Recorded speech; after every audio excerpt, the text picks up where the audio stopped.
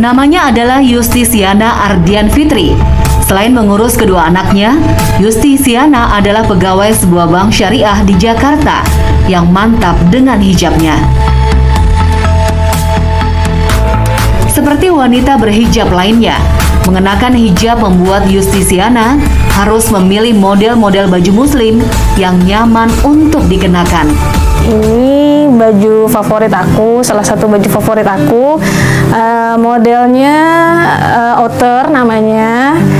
Outer denim dari bahan jeans, terus ada bordir-bordir, ada paillettes sedikit gitu. Jadi casual, ini bisa dipakai buat ke mall, buat acara santai sih.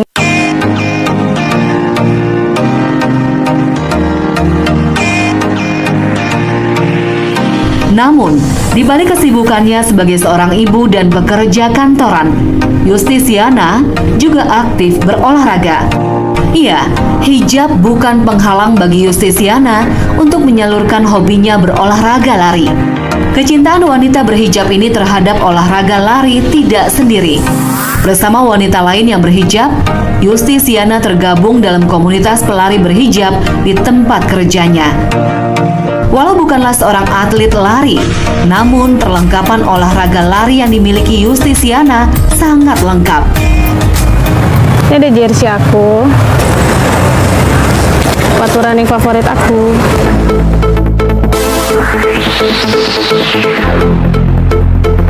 Bagi komunitas ini, hijab bukanlah penghalang untuk membuat mereka terus bergerak aktif. Setiap seminggu 2 kali, mereka selalu mengagendakan lari bersama di sekitar Stadion Bung Karno, Jakarta. Komunitas pelari hijab ini mulai terbentuk pada tahun 2011. Mereka yang tergabung dalam komunitas ini sebagian besar merupakan pegawai dari satu perusahaan yang sama. Walau begitu, visi mereka adalah satu, yakni tetap sehat dan cantik tanpa melupakan syariat agama. Visi-misinya juga kan pengen sehat, cantik gitu, juga tetap aktif gitu. Aktif itu maksudnya ya, walaupun kita berhijab, memang secara agama kita memang diwajibkan untuk berhijab, kita juga aktif gitu. Kita bisa tetap aktif, bisa tetap melakukan rutinitas seperti layaknya orang biasa ya, tetap olahraga, hobi-hobi tetap bisa dilakuin gitu loh.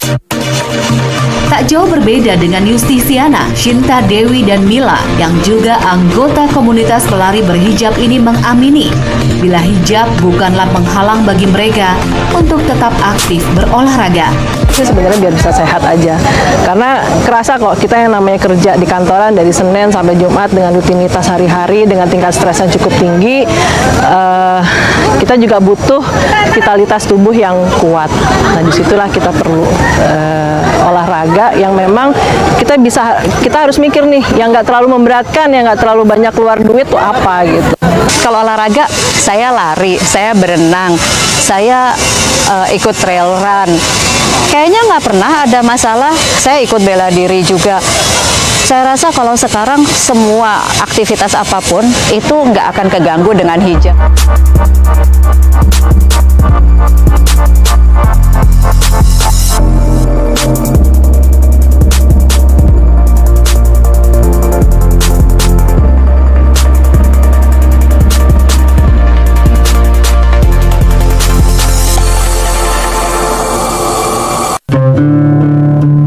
Tidak ada yang abadi di dunia, apalagi manusia sebagai makhluk yang fana.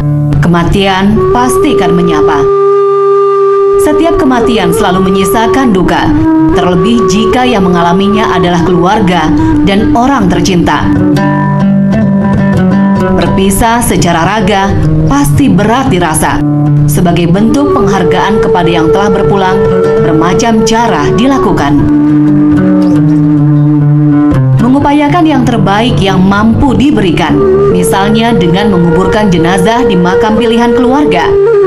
Pemakaman identik dengan suasana menyeramkan dan menakutkan. Namun hal tersebut tak berlaku di pemakaman mewah di kawasan Karawang Timur ini.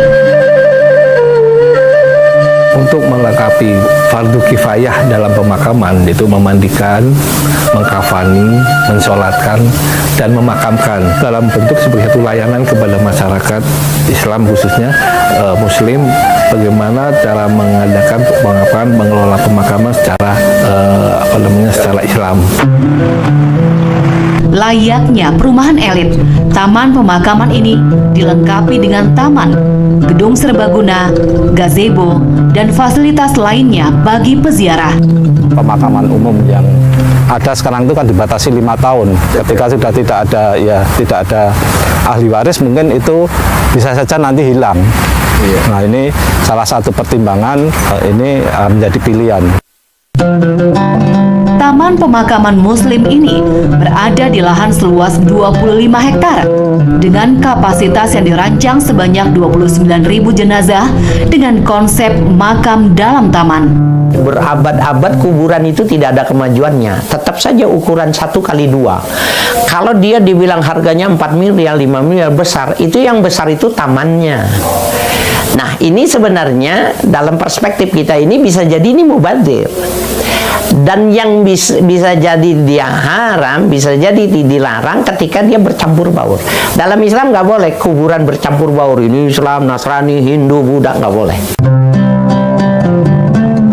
Dengan layanan one-time payment, yaitu sekali dibayar untuk selamanya. Pihak pengelola makam memberikan sertifikat penggunaan lahan makam yang menjamin tidak ada penggusuran areal makam. Kenyamanan dengan fasilitas premium, komplek pemakaman ini memberikan beberapa pilihan harga kafling yang bervariasi. Waktu awal kita merinci ini tipe single, tipe double, tipe family. Itu kalau tipe single itu di kisaran angka 30-an, Pak. Kalau tipe double itu di angka 90-an. Kalau tipe family itu di angka 100-an, Pak. Dengan harga kepemilikan lahan makam yang terbilang mahal untuk mengubur jasad, bagaimana Islam memandangnya? Di dalam Islam pada kajian fikih itu begini. Kuburan, kenapa orang jenazah di dalam Islam itu dibungkusnya dengan kain kafan? Dari kain kafan itu bahan putih yang murah. Boleh nggak dibungkus dengan sutra putih? Nggak boleh, karena dianggapnya mubazir, sia-sia. Boleh tidak itu dindingnya itu ketika dimasukkan jenazah kan ditutup pakai kayu itu, boleh tidak pakai kayu jati yang mahal, pakai kayu sono? Nggak boleh, mubazir. Ya, buat dia juga tidak ada manfaatnya. Seandainya kita masukkan AC ke dalam kubur itu, kita masukkan AC kemudian masukkan ya lampu yang cukup terang, maka nggak ada manfaatnya buat dia, karena dunianya dia bukan dunia fisik lagi. Kalau di Saudi Arabia itu tanda pemakaman itu cuma satu saja.